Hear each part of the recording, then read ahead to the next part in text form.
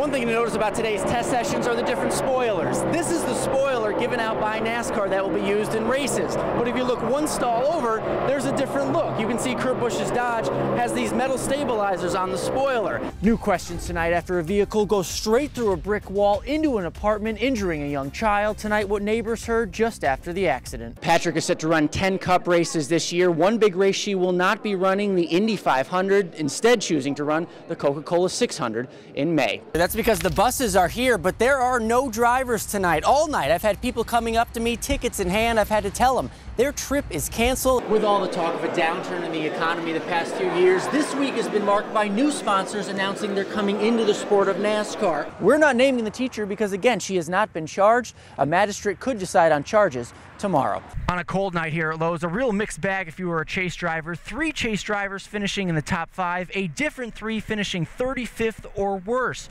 Let's start with Juan Pablo Montoya. Early contact with Mark Martin sent him to the back. He would eventually spin out, fall 2 laps behind. Well, Blair, after talking with the district attorney and a different attorney today, after talking with them, it's clear that Kyle Busch may end up a professional race car driver without a driver's license. One question, please. I'm certainly sorry. NASCAR driver Kyle Busch answered every question asked of him today, many times offering an apology. Obviously, I had a lack in judgment and just made a mistake, and I'm sorry for making that mistake. Deputies say Busch was driving 128 miles per hour on this rural stretch of road in Mooresville where the speed limit is 45. Busch was charged with speeding and reckless endangerment, but not arrested. The perception is that he may have gotten a better deal because of who he was. I don't know if that's necessarily the case. Bill Powers is a Charlotte attorney, not affiliated with Kyle Busch, but an expert in traffic cases. As a lawyer, I think the best thing to do is say mea culpa, which is my bad, basically, and go in there and say I made a terrible mistake. The Iredell County District Attorney told us today if Busch is convicted, his license will be revoked for as little as 30 days or as much as a year, depending on the judge. The charges bring the possibility of jail time, but that's unlikely. Today I asked Busch if he's responded to his neighbors, who called for a harsh punishment this week. What do you say to them? As far as any of the people that have made comments or anything like that, I don't have a relationship with any of those people, so all I can do is say my piece here and let it be. And Kyle Busch will be on the track here soon, qualifying for Sunday's race. He's due in a courtroom in July. We're live at the Speedway. Alan Cavana, Channel 9 Eyewitness News.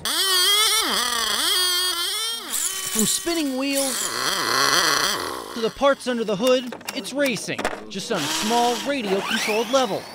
Pop the hood and go off the top left. No matter what the size, these students say it's all the same. You got real springs, real coils, real shocks. You can adjust the toe, the camber, the caster. Just about anything you can do on a race car. 17-year-old Jonathan Fortin is a development driver for Michael Waltrip Racing. He's also one of 5 students at Charlotte's Mallard Creek High School who meet in the Maverick Motorsports Club. The group meets during and after school, working on these cars for competition. It's just nice to come outside. But before these cars hit the pavement and maneuver around the track, hours of preparation start inside the classroom. The club works with NASCAR's 1080 program, promoting the use of science, technology, engineering, and math. Hey, it's a pretty car. Quinn Hunter admits she's far from a race fan, but I can look at a book all day and I can write formulas out and I can plug them in and I can get numbers. But with this, I can actually see results. And with the results comes the promise of a future career.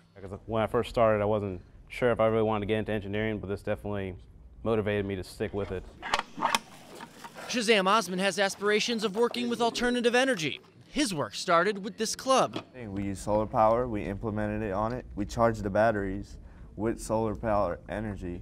The group's advisor says she watches with pride as these students work tirelessly, hoping to get the cars to turn better and go faster. I see them taking the quadratic equation and putting it to good use. I see what every teacher wants to see as a result of their class. Fortin hopes the lessons learned help not only in the classroom, but also in his promising NASCAR career. I've learned a lot of stuff in my engineering classes that I've been able to roll over and apply into all my racing. In Charlotte, Alan Cavana, Channel 9 Sports. And Alan, the biggest question tonight on everyone's mind, how does he explain those positive test results? Well, Erica, for the last week, I've been trying to get that answer, trying to get Jeremy Mayfield's side of the story. This afternoon in his driveway, I got that chance. Hey, Jeremy, Alan Cavana. From the driver's seat of his black pickup truck, Jeremy Mayfield went on the record about what NASCAR has called a history of drug use. Have you used methamphetamine? No, and I'm not going to say that anymore. I said no. I've never used methamphetamine. On Wednesday, NASCAR filed papers saying the driver tested positive once again for methamphetamine on July 6th. The documents even include an affidavit from the driver's stepmother that she's witnessed him use the drug at least 30 times, including once before a race at Darlington. Why do you think 2 tests came back for the positive use of methamphetamine? Well, why would you think 15 of them shows negative? We haven't seen those yet. I know, but we're going to see them. That's why I haven't been able to talk to you. Mayfield had choice words for his stepmother, claiming she conspired to kill his father in 2007 and that NASCAR paid her off to give the sworn testimony. Why would NASCAR do that? Why wouldn't they? I really don't know. That's why I'm asking you. Why would NASCAR do something like that? For one, she needs money. She's trying to get money out of me several times. And you can see Mayfield had a camera of his own rolling. He says he's documenting everything and that it will one day prove his innocence. But we'll have to wait for that proof. For some, you got to imagine hard to believe that NASCAR would go to these lengths to it probably would be indict one driver. It probably would be hard to believe. But when it all comes out, you'll believe it. I called Mayfield's lawyer and NASCAR officials for comment this afternoon. Neither of those calls were returned. We're live in the Update Center. Alan Cavana, Channel 9 Eyewitness News.